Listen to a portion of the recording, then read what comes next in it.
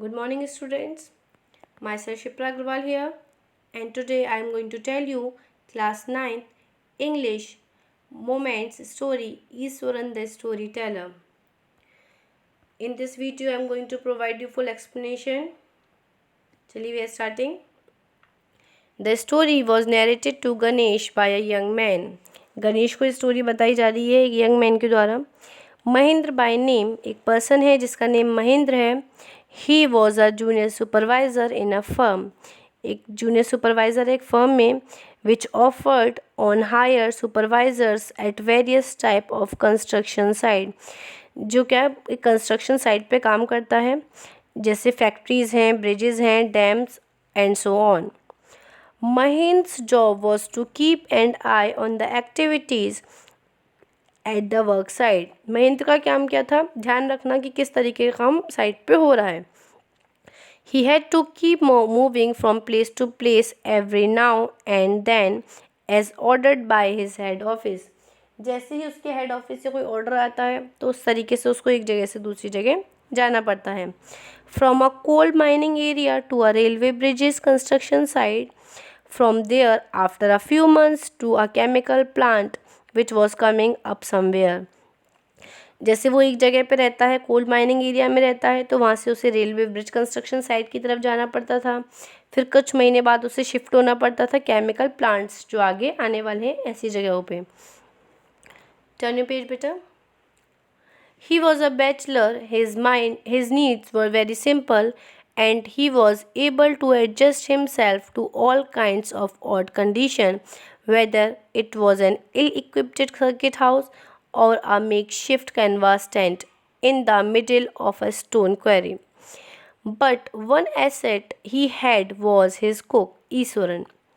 महेंद्र एक बैचलर था, अभी शादी नहीं हुई थी उसकी. Bachelor means a person who is living alone. और उसकी जो नीड्स थी, ज़रूरतें थी, बहुत सिंपल थी. वो हर कंडीशन में अपने आप को एडजस्ट कर लेता था, चाहे वो कम सामान वाला सर्किट हाउस हो या एक ऐसा कैनवास हो, एक इस तरीके का टेंट हो जो कि स्टोन से उसके नीचे स्टोन्स हो. तो वो हर कंडीशन में अपने आप को एडजस्ट कर लेता था. बट उसके पास एक एसेट थी. एसेट मीन्स संपत्ति के रूप में एक बहुत अच्छे कंपेनियन के रूप में कौन था? ईश्वरन था. जो कौन था? उसका कुक. उसके लिए खाना बनाया करता था. The cook was quite attached to Mahendra and followed him uncomplainingly whether he was posted. He cooked for Mahendra, washed his clothes, and chatted away with his master at night. He could weave out endless stories and anecdotes on varied subjects. जो cook था महेंद्र, जो cook था वो महेंद्र से बहुत ज़्यादा attach था और बिना कंप्लेन करे हुए जहाँ महेंद्र जाता था, जहाँ वो शिफ्ट होता था, वो उसके साथ चलता चला जाता था. और ही कुक्ड फॉर महेंद्र, वो महेंद्र के लिए खाना बनाता था, उसके कपड़े धोता था और शाम को महेंद्र से बात करता था.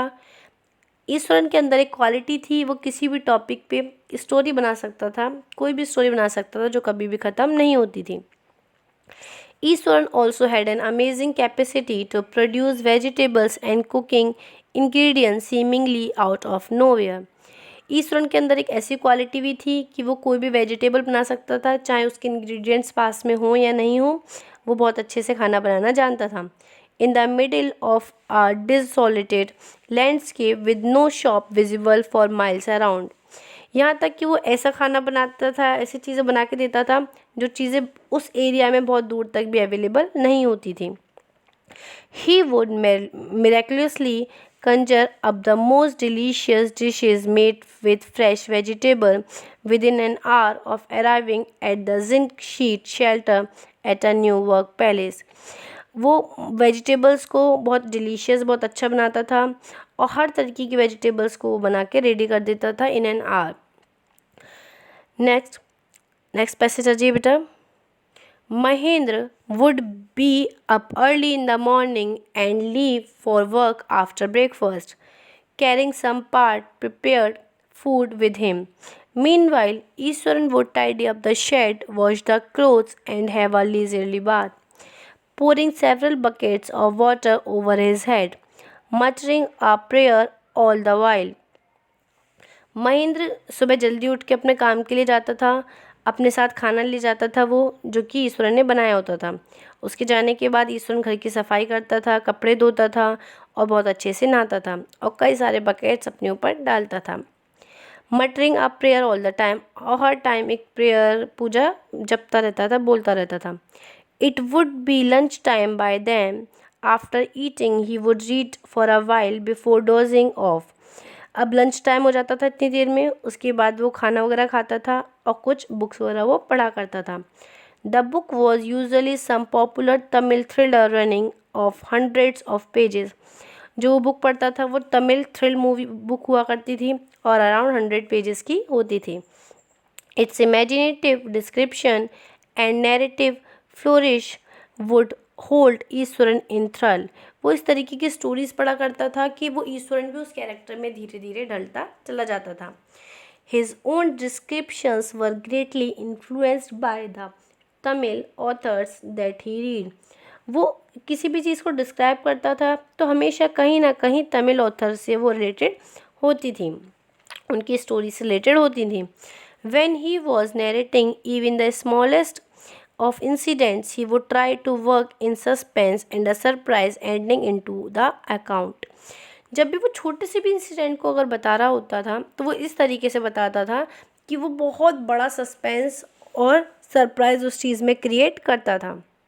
फॉर एग्ज़ाम्पल, जैसे कि instant of saying that he had come across N uprooted tree on the highway, he would say, with eyebrows suitably arched and hand held out in a dramatic gesture. The road was deserted and I was all alone. जैसे example देके बताया है कि अगर उसे ये बताना है कि मैं रास्ते से आ रहा था और वहाँ पे एक ट्री गिरा हुआ पड़ा था हाईवे पे, वो इस तरीके से बताता था कि जब मैं आ रहा था तो बहुत बड़ी बड़ी आईब्रोज के साथ हाथ फैलाए हुए मैंने एक ऐसे पर्सन को देखा जो बहुत बड़ा था। तो वो ड्रामेटिक रूप में उस चीज़ को बताता था, गेस्चर देता हुआ। रोड बिल्कुल सुनसान था, बिल्कुल खाली था और मैं वहाँ पे अकेला था। तो इस तरीके से ड्रामेटिकल रूप में बताता था। Suddenly I spotted something that look like an enormous pushy beast. जब मैं उस रास्ते से गुजर रहा था तो मैंने क्या देखा, एक बुशी, एक बड़ा सा दानव है वहाँ पे, lying spread across the road, जो कि रोड पे पड़ा हुआ है। वो ये नहीं बताता था कि एक पेड़ पड़ा हुआ है, एक ट्री मुझे मिला, वो किस तरीके से बताता है, एक बहुत बड़ा दानव था, मैं अकेला था उस रोड पे। इस तरीके से वो स्टोरीज को नैरेट करके बताता था। I was half incline to turn and go back. मैं जैसे ही वहाँ पहुँचने वाला था, आधा ही पहुँचा था, मैं वहाँ से वापस आ गया। But as I came closer, but जैसे ही मैं पास आया, I saw that it was a fallen tree. मैं पास आके मैंने क्या देखा कि वो क्या था, सिर्फ एक गिरा हुआ पेड़ था। With its dry branches spread out, उसकी जो सूखी हुई ब्रांचेस थी, शाखाएँ थी, वो वहाँ पे पड़ी हुई थी। Mahendra would stretch himself back in his canvas chair. Mahendra अपने आप को, महेंद्र से सारी स्टोरी सुन रहा होता है, जिस तरीके से ईश्वरन स्टोरी को नैरेट कर करके महेंद्र को बताता था, तो महेंद्र इस स्टोरी को आराम से चेयर पे बैठ जाता है और धीरे धीरे से उसे सुन रहा होता है। And listen to Iswaran's tales uncritically, और वो आराम से मज़े से उनकी स्टोरीज को, टेल्स को सुनता चला जाता है। इधर आ जाइए बेटा नेक्स्ट पेज पे। The place I come from is famous for timber. अब वो स्टोरी को बता रहा है और कंटिन्यू कर रहा है, ईश्वरन बता रहा है कि मैं जिस जगह से आया हूँ वो टिम्बर के लिए फेमस है। टिम्बर मीन्स लकड़ियों का गट्ठा, उसके लिए फेमस है। ईश्वरन वुड बिगिन, अब ईश्वरन स्टार्ट करता है। There he is a richly वुडेस्ट फॉरेस्ट ऑल अराउंड। वहाँ पे क्या है, रिचली वुडेस्ट फॉरेस्ट है चारों जगह पे। द लॉग्स आर होल्डेड और the lorries to the lorries by elephant. Elephants उन लोरीज को, मतलब बंधे हुए गट्ठों को अपने ऊपर ले जाते हैं, इस चीज़ के लिए वो बहुत ज़्यादा फेमस है। They are huge well fed beast when they turn wild, even the most experienced mahout is not able to control them. यहाँ तक कि वो इतने बड़े होते हैं, इस तरीके से वो ईश्वर ने स्टोरी को बता रहा है, बड़ा बढ़ा चढ़ा के बोलता है कि वो इतने बड़े होते हैं, ऐसे होते हैं, वैसे होते हैं, यहाँ तक कि उनका जो महौत मीन्स जो एलिफेंट्स को चलाता है, वो भी कंट्रोल नहीं कर पाता है। After this prolonged, Eastern would launch into an elaborate anecdote involving an elephant. अब इस तरीके से स्टोरीज को बढ़ाता चला जाता है, बोलता चला जाता है और वो एक एलिफेंट को इंक्लूड करता है, एक एलिफेंट के बारे में स्टोरी बताना स्टार्ट करता है। One day a tusker escaped from the timber yard and began to roam about. मतलब वो बताते हैं एक बार टस्कर एक एलिफेंट के लिए यूज़ किया गया है कि बचता हुआ टिम्बर यार्ड की तरफ आता है और चारों तरफ भागने लगता है। Stamping and bushing, tearing wild creepers and breaking branches at will। और वो एलिफेंट के बारे में बता रहा है ईश्वर कि कैसे वो भागता चला जाता है और सब चीज़ों को तोड़ता जाता है इधर उधर, मतलब स्टोरीज को बढ़ा चढ़ा के वो बता रहा है। यू नो सर, क्या सर आपको पता है how an elephant behaves when it goes mad. क्या आपको पता है, ईश्वर महेंद्र से पूछता है कि जब एक हाथी पागल हो जाता है, एक एलिफेंट मैड हो जाता है, तो आपको पता है वो कैसे करता है। Ishwar would get so caught up in the excitement of his own stories. अब वो स्टोरीज में एक्साइटमेंट ला रहा है ईश्वर और स्टोरीज को बता रहा है। That he would get up from the floor and jump about. Ishwar बताते बताते क्या करता है, कई बार अपने जहाँ बैठा होता है वहाँ से जंप करता है, कूदता है और इस तरीके से स्टोरी बताता है, तो महेंद्र का उसमें और सस्पेंस बन जाता है।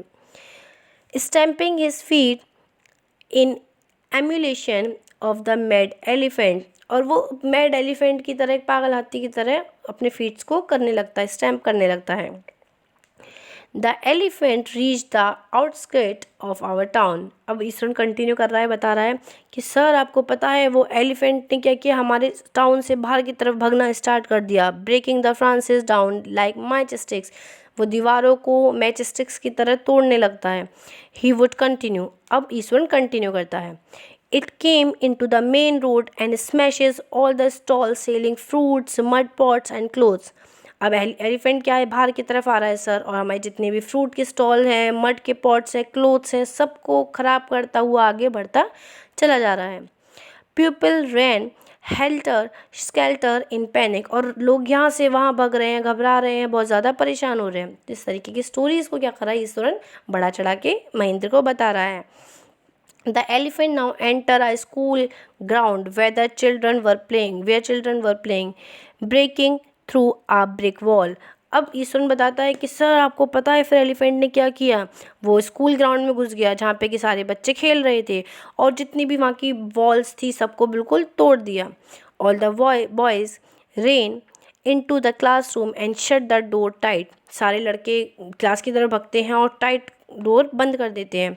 The beast grunted and wondered about, pulling out the football goal post, tearing down the volleyball net, kicking and flattering the drum capped for water। अब ईश्वर बताता है कि सर आपको पता है वो भगता चला गया और उसने सारे जो फुटबॉल गोल पोस्ट थे सबको फाड़ दिया, तोड़ दिया, सब बिल्कुल उसने बर्बाद कर दिया और अब वो वाटर डैम्स को भी, ड्रम्स को भी बिल्कुल तोड़ रहा है, फैला रहा है। एंड अपरूटिंग द शर्ब्स, जो शर्ब्स हैं, जो शाखाएं हैं, जो छोटे छोटे पेड़ पौधे, उनको भी वो अपरूट कर रहा है, मीन्स तोड़ रहा है। Meanwhile all the teachers had climbed up to the terrace of the school building. और सर आपको पता है सारे जो टीचर्स थे वो स्कूल की बिल्डिंग पे चढ़ जाते हैं, बहुत डरने लगते हैं। From there they helplessly watch the depredation of the elephant. और वो जो सारे टीचर्स हैं वो वहाँ से क्या कर रहे हैं, उस एलिफेंट को देख रहे हैं और कुछ भी नहीं कर सकते। There was not a soul below on the ground. यहाँ तक कि सर आपको पता है एक भी सोल, मीन्स एक भी पर्सन वहाँ पे ग्राउंड पे नहीं था, सब इधर उधर भग रहे थे। The streets were empty as if the inhabitant of the entire town had suddenly disappeared। Sir आपको पता है इस तरीके से सारी जो गलियां थी, सड़कें थी, वो बिल्कुल खाली हो गई थी, ऐसा लग ही नहीं रहा था कि वहाँ पे कभी भी कोई है। तो ईश्वर के अंदर एक आदत थी स्टूडेंट्स, वो क्या करता था, छोटी छोटी स्टोरीज़ को भी बहुत बढ़ा चढ़ा के बहुत ज़्यादा बोलता था। अब वो क्या बोलता है देखिए आगे, बड़ा मज़ा आने वाला स्टोरी में। I was studying in the junior class at that time। अब ईश्वर क्या कर रहा है, अब उसे मौका मिल गया अपने बारे में तारीफ़ करने का। अब ईश्वर देखिए कैसे कैसे अपने बारे में बोलता है, ज़रा बहुत अच्छे से सुनिएगा। Ishwar was studying in the junior class at that time. Ishwar कह रहा है कि मैं उस टाइम पे क्या था, एक जूनियर क्लास में पढ़ता था। And was watching the whole drama for the roof top. और छत के ऊपर से मैं सारा ड्रामा देख रहा था। I don't know what came over me suddenly. Sir मुझे नहीं पता मुझे एकदम से क्या हुआ। I grabbed a cane from the hand of one of the teacher and ran down the stairs and into the open। Sir मैंने केन ली एक टीचर के हाथ में से और मैं भागता चला गया स्टेयर से नीचे की तरफ जहाँ पे कि वो एलिफेंट था। The elephant grunted and menacingly swung a branch of a tree which it held in his trunk। अब सर मैं उसकी तरफ जा रहा था भगता हुआ और वो एलिफेंट मेरी तरफ आ रहा था और उसने अपने ट्रंक में एक बहुत बड़ा सा ब्रांच लिया हुआ था। इट स्टैम्प्ड इट्स फीट, वो अपने पैरों को रखता हुआ चलता हुआ चला आ रहा था। Kicking up a lot of mud and dust, और वो बहुत सारी मड को डस्ट को पैरों से किक करता हुआ मेरी तरफ आ रहा था। इट लुक्ड फ्राइटेंड, सर मैं डर तो बहुत रहा था, but I moved slowly towards it stick in hand, मैं एक छड़ी को हाथ में लेता हुआ उसकी तरफ बढ़ता चला जा रहा था। People were watching the scene hypnotised from nearby house top. Sir आपको पता है लोग जो थे वहाँ पे आसपास से इन सब चीज़ों को देख रहे थे। The elephant looked at me red eyed, और वो जो एलिफेंट था वो गुस्से से मुझे घूर रहा था। Ready to rush towards me, और वो मेरी तरफ भगता हुआ आ रहा था। It lifted its trunk and trumpeted loudly, उसने अपनी सूंड ऊपर की तरफ करी और मेरी तरफ ज़ोर से लेकर आया। At that moment I moved forward and muttering all my force, मैं आगे की तरफ गया और मैंने अपनी जितनी भी मेरी ताकत थी वो सब लगा दी। Wagged its thrilled tunnel off on the quick, और मैंने जल्दी से उससे टोनेल पर उस स्टिक को मार दिया। The beast looked stunned for a moment, जो दानव था जो एलिफेंट था वो एक समय के लिए एक टाइम के लिए बिल्कुल रुक गया। Then it shivered from head to foot, वो पूरी तरह से कांपने लगा सिर से लेके पैर तक। एंड कोलैप्स्ड, और बेहोश हो गया। At this point Eswaran would leave the story, अब क्या उसने ये सारी बातें अपने बारे में बहुत अच्छे से बताई। क्या बताया था?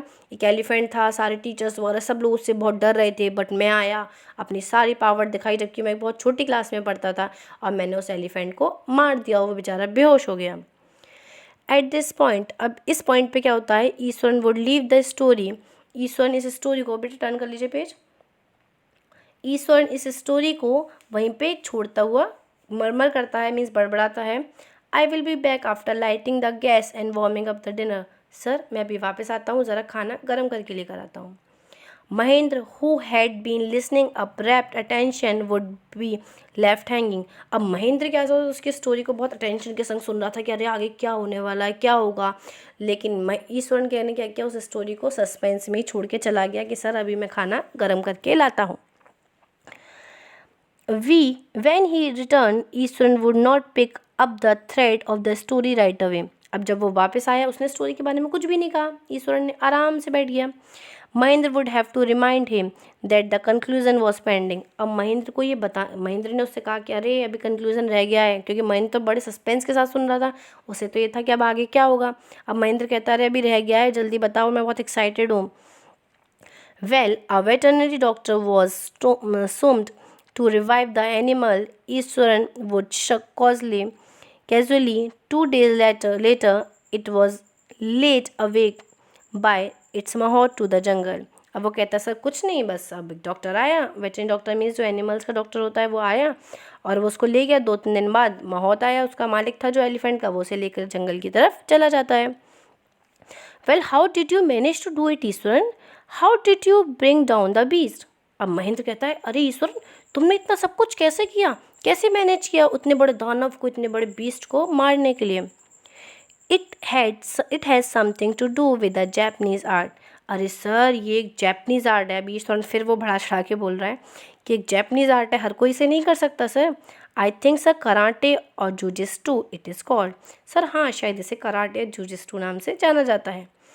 I had read about it somewhere. It temporarily paralyzes the nerve system you see। Sir आपको पता है इसके बारे में मैंने कहीं सुना है, लेकिन हर कोई इसे नहीं कर सकता। ये हो सकता है हमारे नर्व सिस्टम को भी टेम्परली पैरालाइज कर दे। Not a day passed without Iswaran recounting some stories packed with adventure, horror and suspense. अब एक भी दिन ऐसा नहीं जाता था जब ईश्वरन अपनी स्टोरीज को नरेट नहीं करता हो, बताता नहीं हो. Mahendra enjoyed listening to it because of the intimately way in which it was told. अब महेंद्र बहुत अच्छे से enjoy करता था, इन स्टोरीज को सुनता था, क्योंकि महेंद्र को बहुत अच्छा लगता था जिस तरीके से इन स्टोरीज को सुनाया जाता था, बताया जाता था. Iswaran seemed to more than make up for the absence of a TV in Mahendra's living quarters. अब जो महेंद्र की क्वार्टर में कुछ और तो उसके पास था नहीं, तो ये टीवी से भी बहुत ज़्यादा अच्छा काम करता था. ईश्वरन से बहुत सारी स्टोरीज सुनाया करता था. इस तरीके से महेंद्र का टाइम बहुत अच्छे से पास होता था. One morning when Mahendra was having breakfast, Eswaran asked. एक दिन जब महेंद्र ब्रेकफास्ट कर रहा था, ईश्वरन ने पूछा, can I make something special for dinner tonight sir? क्या मैं कुछ अच्छा बना सकता हूँ आज डिनर के लिए? After all today is an auspicious day. आखिर सर आज एक बहुत ऑस्पिशियस दिन है, एक बहुत महान दिन है. According to tradition we prepare various delicious to feed the spirit of our ancestors today sir. Sir आज के दिन हम अपने पूर्वजों की आत्माओं को कुछ अच्छा खिलाने के लिए बहुत अच्छा कुछ बनाते हैं. That night Mahendra enjoyed the most delicious dinner and complimented Eswaran on his culinary skills. अब इस महेंद्र को उस रात बहुत अच्छा खाना खाने को मिला और वो ईश्वरन को अप्रिशिएट करता है कि तुम में इतनी अच्छी क्वालिटीज़ हैं. He seemed very pleasant but unexpectedly launched into a most garish account involving the supernatural. वो इन सब चीज़ों को करता है, सुनता है, लेकिन महेंद्र बहुत ज़्यादा इन सब आत्माओं में विश्वास नहीं रखता था. यू नो सर, क्या सर आपको पता है, this entire factory area we are occupying was once a burial ground. Sir जिस एरिया में हम लोग रहते हैं, एक समय की बात है जब ये ब्यूरियल ग्राउंड मीन्स आत्माओं का घर हुआ करता था. He started. अब फिर महेंद्र अपने स्टोरीज को स्टार्ट करता है और बताता है. Mahendra was jerked out of the pleasant reverie he had drifted into after the satisfying meal. अब महेंद्र को लगता है कि अरे यार मैंने अभी तो इतना अच्छा खाना खाया है, अब मैं इस तरीके की स्टोरीज नहीं सुनना चाहता, क्योंकि वो इस सब चीज़ों को मानता नहीं था, इन पर विश्वास नहीं करता था. I knew on the first day itself when I saw a human school lying on the path. अब ईश्वर इन सब चीज़ों पर ध्यान नहीं देता और अपनी स्टोरी को कंटिन्यू करता है कि सर जब हम पहली बार यहाँ आए थे तो मैंने देखा था कि यहाँ पे लोग जो ह्यूमन की जो हेड होते हैं, उनकी जो बॉडी होती है, स्केलेटन्स यहाँ पे पड़े हुए थे. Even now I come across a number of skulls and bones. यहाँ तक कि सर मुझे अभी भी बहुत सारे स्कल्स और बहुत सारी बोन्स दिखाई देते हैं. ईश्वरन कंटिन्यू करता है. जब ईश्वरन बोलता था तो उसकी हैबिट थी कि वो महेंद्र की तरफ बिल्कुल भी ध्यान नहीं देता था. बेटा अगर फास्ट हो रहा है, मैं जल्दी जल्दी समझा रही हूँ, तो आप लोग इसको स्लो करके भी सुन सकते हैं. ओके, तब भी आप लोगों को कोई प्रॉब्लम हो then you can ask the questions, ask the queries. इधर आ जाइए नेक्स्ट पेज पे. ही वेंट ऑन से थोड़ा सा रह गया है, 6 समझ लीजिए. He went on to narrate how he sometimes saw ghost at night.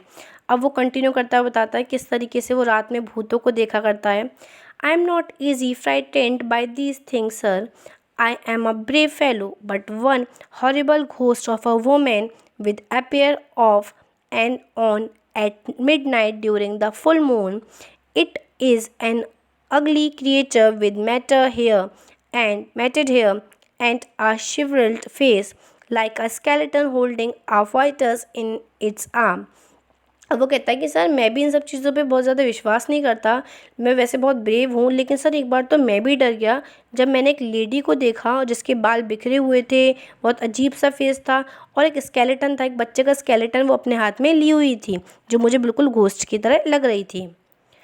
Mahendra शिवर्ड at the description and interrupted rather sharply. Mahendra अब इस डिस्क्रिप्शन को सुनता है और इंटरप्ट कर देता है. यू आर क्रेजी ईश्वरन, क्या तुम पागल हो गए हो, ये सब कुछ नहीं होता है.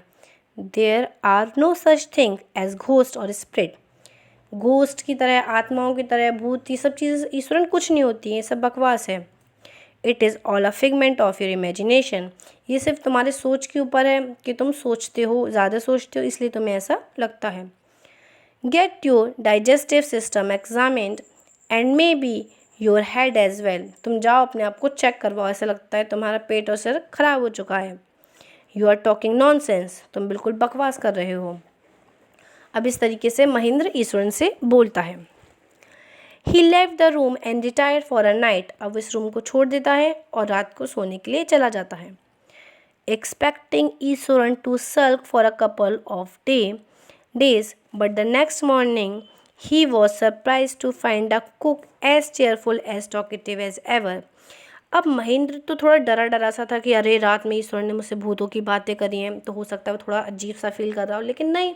और उसे ये भी लग रहा था कि कहीं ना कहीं मैं ईश्वर को डांट दिया, तो हो सकता है वो गुस्सा हो या कुछ ऐसा हो, लेकिन ऐसा कुछ भी नहीं था। नेक्स्ट डे जब महेंद्र उठा तो सेम हमेशा की तरह जैसे ईश्वरन मज़े करता है, मस्ती करता है, एंजॉय करता है, उस तरीके से वो अपने काम को कर रहा था। From that day on Mahendra for all his brave talk went to bed with a certain uneasy. अब उस दिन से ये सब बातें सुनने के बाद वो जब भी सोने जाता था, महेंद्र तो उसे एक अजीब सा लगता था, क्योंकि वो थोड़ा डरता था। Every night he peered into the darkness outside through the window next to his bed. हमेशा वो बाहर की तरफ देखता था वैसे रात में अपने बेड से, trying to make sure that there was no movement of dark shapes in the vicinity. और वो इस चीज़ का ध्यान रखता था कि बाहर कुछ भी ऐसा तो नहीं है भूतिया kind of. But he could only see a sea of darkness with the twinkling light of the factory miles away. But वो क्या देखता था कि थोड़ा दूर में फैक्ट्री वगैरह की लाइट चल रही हैं, लाइट्स ऑन हैं, सिर्फ उसे वही दिखाई देता था। He had always liked to admire the milk white landscape on full moon night. उसे फुल मून नाइट पे हमेशा क्या अच्छा लगता था, लैंडस्केप वगैरह देखना, अच्छी अच्छी चीज़ें देखना अच्छा लगता था, वो इस चीज़ को बहुत एडमायर करता था। But after hearing Ishwaran's story of the female ghost, he avoided looking out of his window altogether when the moon was full. लेकिन अब जब से उसने ईश्वरन की स्टोरी सुनी थी कि फुल मून नाइट पे इस तरीके से घोस्ट आए थे, तो अब उसने बाहर देखना उस दिन बिल्कुल बंद कर दिया था। वन नाइट, एक रात को, Mahendra was waking up from his sleepy by a low moan close to his window. अभी उसकी थोड़ी थोड़ी सी आंखें खुली थी और वो बाहर की तरफ देखता है। एक रात में ऐसा हुआ था। At first he put it down to a cat prowling around for mice. पहले तो वो क्या देखता है, उसे ऐसा लगता है कि एक कैट है जो माइस को पकड़ने के लिए उसके पीछे भाग रही है। But the sound was too guttural for a cat, लेकिन ये साउंड थोड़ी अजीब सी थी। He resisted the curiosity to look out lest he should behold a sight which would stop his heart. अब वो बाहर की तरफ देखता है तो एकदम सडनली से वो रुक जाता है। But the wailing became louder and less feline, लेकिन जो आवाज़ थी वो और तेज़ होती चली जा रही थी। He could not resist the temptation any more. अब इस तरीके की साउंड को, इस तरीके की आवाज़ को वो और ज़्यादा बर्दाश्त नहीं कर पा रहा था। Lowering himself to the level of the window sill, he looked out at the white sheet of moonlight outside. अब वो बाहर की तरफ देखता है। They are not too far away, बहुत ज़्यादा दूर तो उसकी नज़र नहीं जाती। Was a dark cloudy from glittering a bundle. अब वो देखता है एक बंडल की तरफ सामने। Mahendra broke into a cold sweat and fell back on the pillow. Mahendra को उस टाइम बहुत ठंडा लगता है और वो डर की वजह से दोबारा पिलो पे वापस चला जाता है, पैंटिंग, घबराता हुआ। As he gradually recovered from the ghastly experience, he began to reason with himself and finally concluded that it must have been some sort of auto-suggestion, some trick that his subconsciousness had played on him. तो उसे कहीं ना कहीं ऐसा लगता है कहीं ऐसा तो नहीं, ये सब चीज़ें मेरी अंतरात्मा से आवाज़ आ रही है, ऐसा कुछ भी नहीं है, कहीं ऐसा तो नहीं मैं इस स्टोरीज़ की वजह से डर रहा हूँ, तो ये सब चीज़ें वो उसके माइंड में चल रही होती हैं। इधर आ जाइए बेटा, कहाँ पे थे, played on him. But by the time he had got up in the morning, जब वो अगले टाइम मॉर्निंग में, लेकिन जब वो उठता है, had a bath and come out to have his breakfast, जब फिर वो ब्रेकफास्ट करता है, the horror of the previous night had faded from his memory, जो उसकी जो कल रात की जो मेमोरी थी वो उसके माइंड से नहीं जाती है। Eswaran greeted him at the door with his lunch packed and his bag. Eswaran उसे खाना देता है और उसका बैग वगैरह पकड़ाता है। Just as Mahendra was stepping out, Iswaran grinned and said.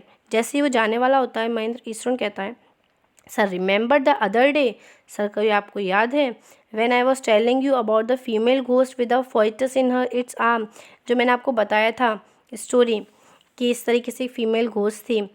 You were so angry, sir आप बहुत डर गए थे, विद मी सॉरी बहुत गुस्सा थे मुझसे मेरी इन सब चीज़ों को सोच के कि मैं सब चीज़ें सोचता हूँ। Well you so her your self last night, क्या आपने उसे रात में अपने खुद से देखा है। I came running hearing the sound of moaning that was coming from your room, मैंने सर कुछ आवाज़ें सुनी थी जो आपके रूम से आ रही थी। अब लास्ट पैसेज पे आ जाइए। A chill went down Mahin's spine, अब महिंद्र बहुत ठंडा पड़ जाता है। He did not wait for Eswaran to complete his sentence, Eswaran को उसका सेंटेंस कंप्लीट नहीं करने देता। He hurried away to his office, वो भगता हुआ अपने ऑफिस की तरफ जाता है। And handed him his a paper, और ईश्वरन को एक पेपर दे देता है जिसमें लिखा था resolving to lead the haunted palace the very next day, ये लिखा था कि हम आज ही कल होते ही सुबह ही इस घर को इस जगह को छोड़ देंगे। अब देखिए स्टूडेंट्स, इस स्टोरी का कंक्लूजन बता रही हूँ। इसमें क्या है कि महेंद्र था, महेंद्र एक वर्किंग साइट पे काम करता था, उसके साथ एक पार्टनर था जो उसका कुक था, ईश्वरन जो उसकी बहुत ज़्यादा हेल्प किया करता था हर चीज़ में। लेकिन ईश्वरन के अंदर एक हैबिट थी कि वो स्टोरीज़ को बहुत बढ़ा चढ़ा के बताता था। किस तरीके से वो एलिफेंट की स्टोरी को बताता है, फिर वो डराने के लिए फॉइटस वगैरह की घोस्ट की स्टोरीज बताता है। तो किस तरीके से महेंद्र बहुत ज़्यादा डर जाता है और वो नेक्स्ट डे ही उस जगह को छोड़ने की बात करता है। तो इसका मतलब ये है कि अगर कोई हमें कुछ बात बताता है, कोई स्टोरीज़ बताता है, तो उसका हम पे कितना ज़्यादा इम्पैक्ट पड़ता है। So students, I hope it is clear. If you find any confusion you can send me message, otherwise in online class I will make you understand. जब भी आप ऑनलाइन क्लास में आए बेटा, प्लीज़ इसको पढ़ के स्टोरी को समझ के तभी आइएगा, क्योंकि अगर आपने इसमें नहीं समझा तो उसमें आप डायरेक्ट इतनी जल्दी नहीं समझ सकते हैं। Okay, keep learning, stay home, stay safe, best of luck।